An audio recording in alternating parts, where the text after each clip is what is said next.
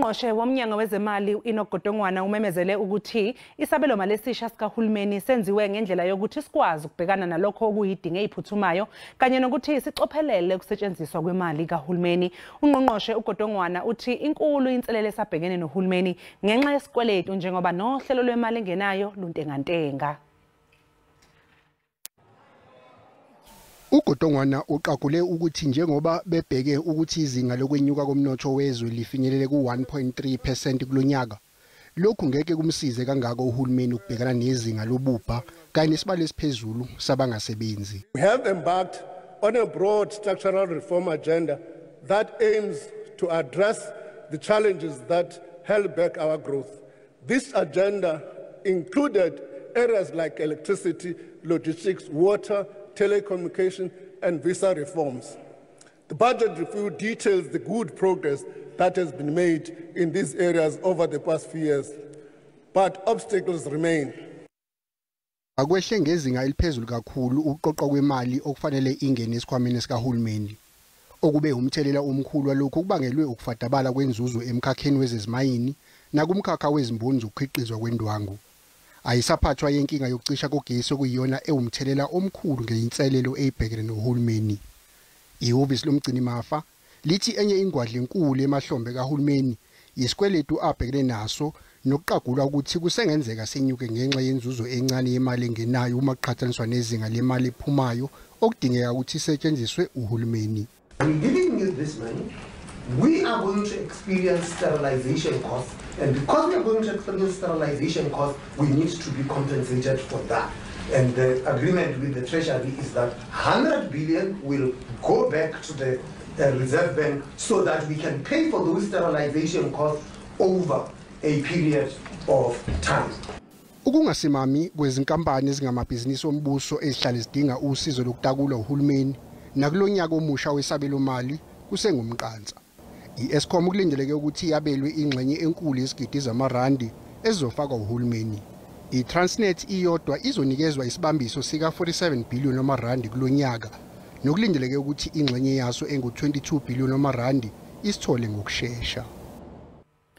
Kusenjalo ungqongqoshe wezemali uNokgodongwana akazange amemezele ukwenyuswa kwentela ekhokhwa ngabasebenzayo kusabelomali salonyaka, kepha ke kunalokho umemezele ukunyuswa kwentela yogwayi kanye nophuzo oludakayo njengezinye ke indlela zokubhekana nencindezi yemali. Iswa wezimali uNokgodongwana uthi ingeniso yehlile kakhulu kunyaka mali ogqithileyo, yehle nge-5.61 yebillion zerandi kunokuba bekuqikelelwa. Oku kuthetha ukuba akukho mnyinyiva kubahlawuli berhafu abaphantsi koxinezelelo. Revenue is mostly raised through personal income tax, but not adjusting tax brackets, rebates and medical tax credits for inflation. Ngokwesiqhelo iza kwenyuka irhafu yeziselo ezinxilisayo. Ibhiya umdiliya omfaxangiweyo uza kwenyuka ngemali engaphansi kwerandi. Ngelixa irhanqa kuqukwa ivodka, iwhisky negin ziza kwenyuka ngaphezulu kwe-5 rand. Imveliso zecuba nazo ziza kwenyuka kakhulu kuqukwa nevaping. Nakuba kunjalo uGodongwana ubabonelele abathengi kwiimeko zokwenyuka nokwehla kwamaxabiso. We are proposing no increases to the general fuel levy for 24-25. This will result in a tax release of around 4 billion. This is money back in the pockets of consumers. Ingxowa-mali yomhlala phansi ezimbiza ezimbini iza kuqala ukusebenza ngoSeptemba walonyaka, kwaye kulindeleke ukuba iqokelele i-5 billion rand yerhafu. Dingululama Matya wendaba ze-SABC eParlamente eKapa. Kusenjalo uhulumeni uzothola imali elinganiselwa kumabhiliyoni amahlanu kubakhokhi bentela abazohlomula ohlelweni lokukhipha ingxenye yemali esesikhwameni somhlala phansi noluzoqala ngoMandulo. Progress has been made on the two-pot retirement system since I last addressed you during the medium-term budget policy system. Contribution to retirement funds will be split with 1/3 going into a savings component, 2/3 going into a retirement component. Uhulumeni ulindele isibalo sabantu abahola isibonelelo ukuba sifinyelele ezigidini ezingu-19.7. Lezibalo azibafaki labo abahlomula ngemali yesibonelelo sabangasebenzi. Isibonelelo sezingane nesezaguga sizodla u-60 wamaphesenti wemali ebekelwe izibonelelo kule minyaka emithathu ezayo. Isibonelelo salaba asebekhulile nabaphila nokukhubazeka sokwenyuka ngekhulu lamarandi. Kuthi isibonelelo sezingane senyuke ngamarandi angama-20. Bendihamba ngabe eGugulethu ndithukwa ngomama exhakwazana elinye lindikhomba nge-walking stick. Uthe wena kakuhlukane nosinyusela nge-20 rand. So I want to assure Lagogo ukuthi mna degenerous anzomnyusela nge-20 rand. We are giving them an increase of 100 rand to the old age grant. Ugodongwana uthi isabelo sakulonyaka sizohlenga ingxenye enkulu yemali encishiswe kumhlahlandlela wokusetshenziswa kwemali yahulumeni. Real growth in the government wage bill is still nevertheless expected to decline by an average 0.1% per annum in the medium term. This is relative to a 5.4% real increase in capital outlays on average for the same period. Umgcini mafa kuzwelonke usazobheka ezinye izindlela zokuxazulula udaba lwesibonelelo sika-350 wamarandi.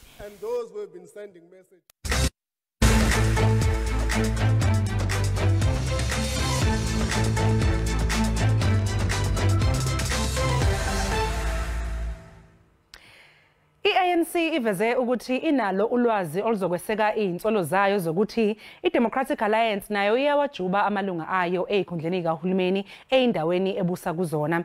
Lokho kuza emva ukuthi inkantolo ephakeme yaseGauteng isichithe nezindleko isicelo se-Democratic Alliance sokuthi umgomo wokujutshwa kwamalungu ezikhundleni zikahulumeni uhlonzwe njengophambene nomthethosisekelo.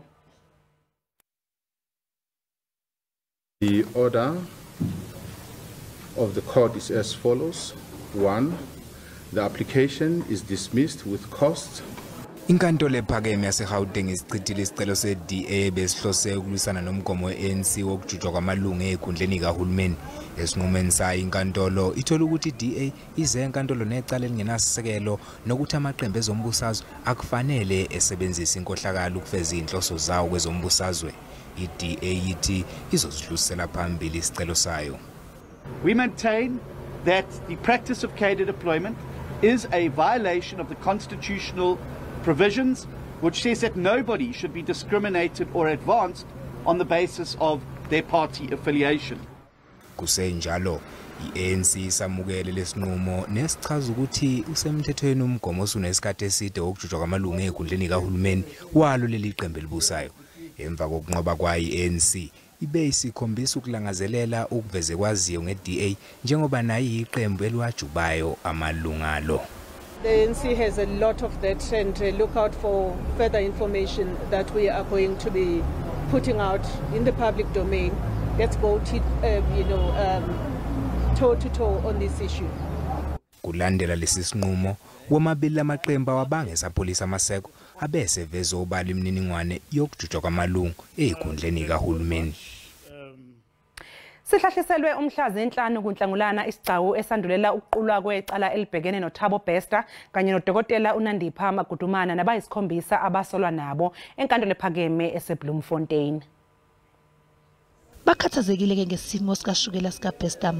Ummeli omusha kaBester utshele inkantolo ukuthi unqabile ukudla isidlo sasekuseni njengoba bekunoshukela omningi. Akukho ke sesimweni sokuba kudliwe umuntu onesifo sikashukela. Ngalokho ke akakwazanga ukuphuza amaphilisi akhe ekseni ngaphambi kokuba aye enkantolo. The issue is not him wanting to have the meal, Your Worship. The issue herein is if he does have that meal, my client is a diabetic, Your Worship, and the food that was provided to him will spike his sugar levels. They have not taken that into consideration. If they have, Your Worship, they will offer him food which would be consistent to giving someone who has diabetes. He has medication which he needs to consume. Unfortunately, he cannot take the medication because he hasn't consumed any food thus far. Ukuthandana ke ukujwayeleke ukuthi kubonakale enkantolo kubona akuzange kube khona namhlanje. Udokotela kaUnandipha Magudumana manje usewumsola wokuqala. Lokhu kulandela ukuhoxiswa kwamacala kwabasola abathathu ngesikhathi bevele enkantolo phambilini. Abathathu kwabagcina esitokisini bazoqhubeka nokugcinwa esitokisini. Kuthi kabayisithupha bangaphandle ngebheyili baqhubeke nokulandela imigomo yebheyili. Mbukeli sasiqhu ngapha ke ngaseyitolo kanti uma ngabe sibuya sizokuphathela udaba oluthi between today and the date on which he proclaims those persons who are still unregistered still have an opportunity to do so online. Ikomishana yezokhetho ithi labo abangakabhaliseli ukuvota okhethweni likazwelonke basanethuba ngaphambi kokushicilelwa ngokusemthethweni kosuku lokuvota mhla zingama-29 kuNhlaba.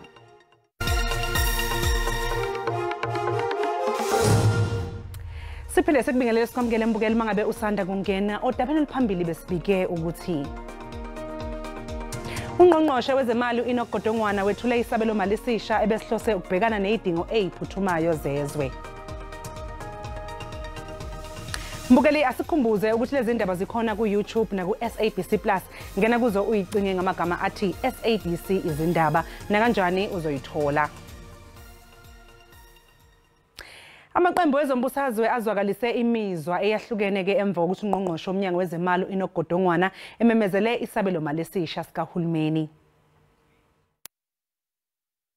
We are supportive of the minister's approach, very balanced, acknowledging that the economy is not yet fully recovered, and as he has said, he has put more money on the economic growth areas like rail, electricity and other infrastructure.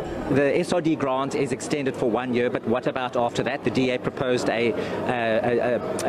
evolving it into a job seekers grant. Also, the increase in the child grant it's hopelessly too little. So nothing happened here. I think he just wanted to put a budget that will actually please people outside there, knowing very well that all those things that he has committed to and he has announced won't actually work.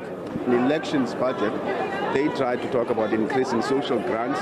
The first tranche will come now, the next one will be after election. So they are saying if you vote for us, we'll roll during October. Our debt is costing 75% of our GDP. We are not a country that should be borrowing anything because whatever we're making goes towards paying debt, and it's not going towards the well-being of the people. There's some good things, there's some things we're quite disappointed by. We appreciate it's under very difficult circumstances for government, but we really hope to see a much more aggressive budget which is going to grow the economy, reduce unemployment, really escalate the fight against crime and corruption. We didn't really get that out of the budget.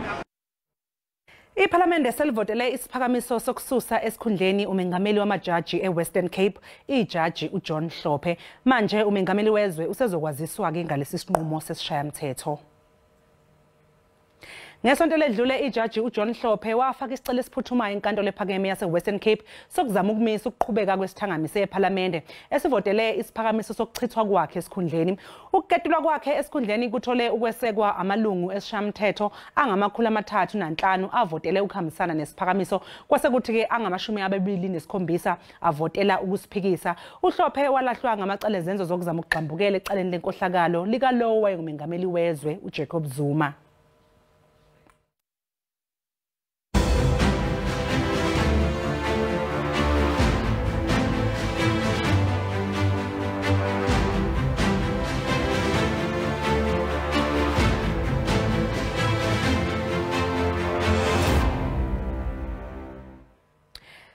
Njengoba umengameli wezwe uCyril Ramaphosa esememezele usuku lokhetho, abantu bakuleli ke abafisa ukuvota basenalo ithuba lokubhalisa nge-internet noma ke ngokuvakashela emahhovisi eIEC.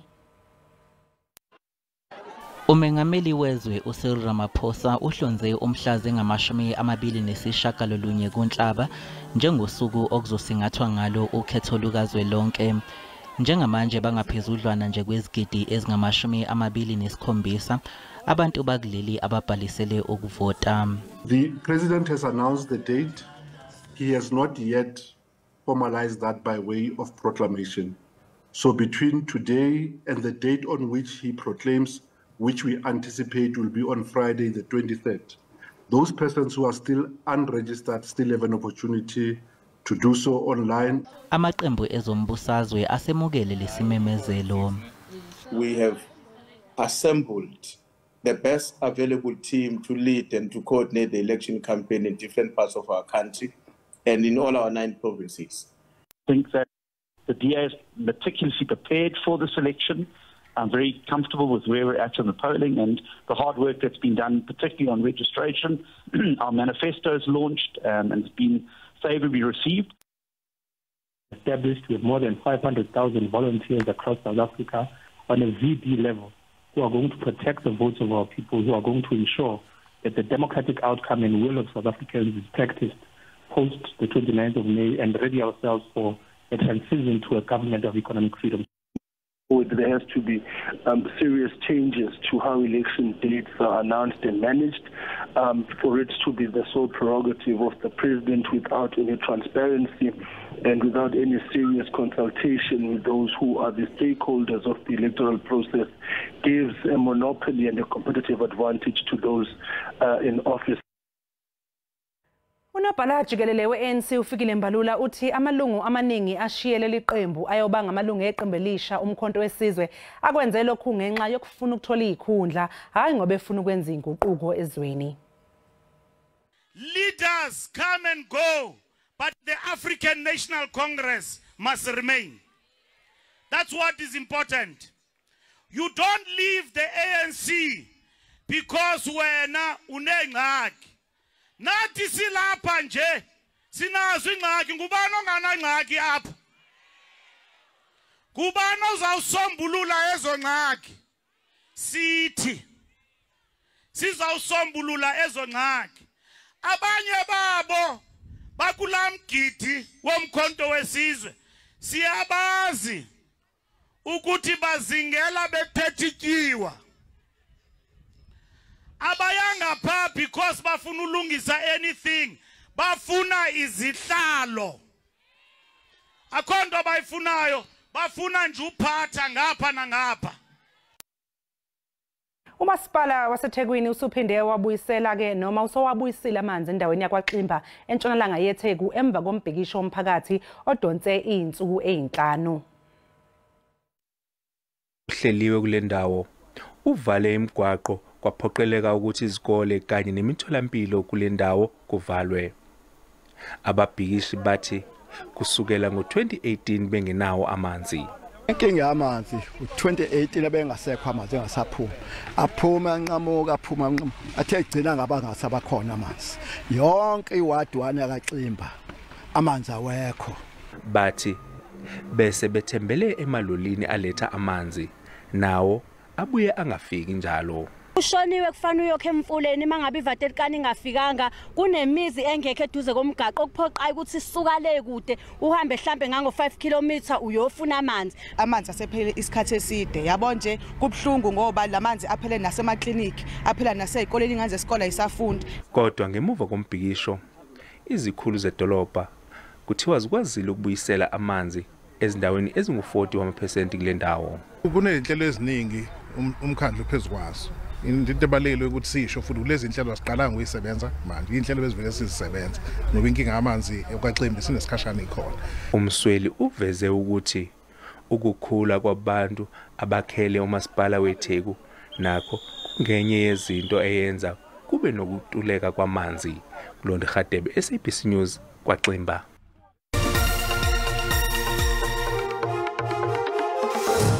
Kwaza kwentokozo mbukeli ukuthi siphinde sihlangane ngicela ungemukele njengoba sengisho ngithi ke akhona amathuba athanda ukuba makhulu emvula ephelezela ukuduma kakhulukazi lapho koFreiburg ungena enkabeni eFreystata lesuthe eduze kwentaba zoKhahlamba uyongena endaweni ephakeme zalapha eMpumalanga lezimvula ke besavele eqalile njengoba leyo silahla kunina abemancane kodwa mongena eGauteng uyongena koPolokwane eningizimu phakame kakhulukazi lapha eStern Cape sisho sithi ngaqhubeka nokubalela engxenyeni esentshonalanga umkhamazelo okanye umkhizo lapha koGeorge ukuyongena ke ikakhulukazi lapha koPlattenberg Bay kanti ke nakusasa singalindeka ukuthi iqhubele ibalele entshonalanga kuzo zonke indawo sika ngamafu kodwa mongena ikakhulukazi ke engxenyeni ezingaseningizimu aqhubeka Zelokuduma kakhulukazi ke lapha ko Underpack yongena ko Giant Castle yongena ko Scott kanjalo nako Maritzburg kanjalo nasendaweni ephakeme ezilapha eMpumalanga ngale kwaloko angamancane nje kwaZulu Natal uyongena ke eGauteng ko North West yongena ko leSefrestata sixako inkungu eMpumalanga namaphakathi kakhulukazi ke engxenyeni ezilapha kwaZulu Natal ekhathini ke zasekuseni sisho sithi South African Weather Service ikhipha isixwayiso semvula ezingaphelezela ukuduma okunomgozi endaweni ke ephakeme eMpumalanga kanti nakusasa sekhona lesimo siyongena lapha enkabeni yeFrestata kanti ke singalindela isimo sezulu esingathanda ukubhebhethisa umlilo lapha ko-Appington kongena ko-Bloemfontein mose waqala umlilo wenzima kakhulu kunqoba sisho sithi kahle singubo nje engxenyeni eziningi nokho lipholile kodwa-ke entshonalanga mongena ku-Sutherland lithanda ukufudumala ngamandla futhi endaweni ezingasogwini kanjalo nasenkabeni libe phakathi liye ukufudumala futhi mongena lapha komesina ngophamo enhlavela angangivumela ngithi-ke shisa likhipha umkovetsheni kakhulukazi ko-North West kwelaseFrestata ko-Pretoria uyongena lapha ko-Bergville komnambithi ngivumele ngibukele ngisho ngithi-ke ngiyayithatha indawo benobusuku obuhle.